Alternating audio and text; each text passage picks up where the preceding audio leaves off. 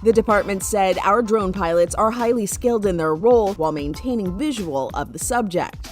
Tell me, what would you do if you went into the back at work and saw a random person sleeping at your job? Let me know what you would do.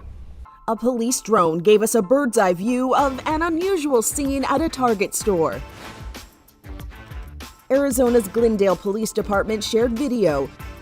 The department received a call from Target employees saying someone unknown was hiding in the back storage room.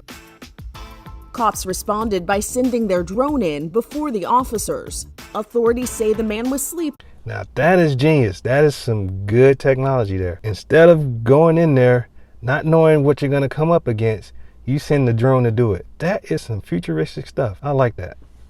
Or pretending to be asleep on top of a merchandise storage rack. Run the police. If you're in there, come on, hands open with nothing in them. Once he noticed the drone, the person began to throw pillows at it in an attempt to shoo it away. The department said our drone pilots are highly skilled in their role and were able to evade being struck by the pillows while maintaining visual of the subject. Wow. Wow.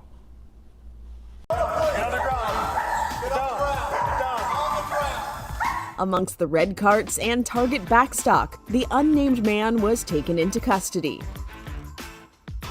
This is Inside Edition Digital.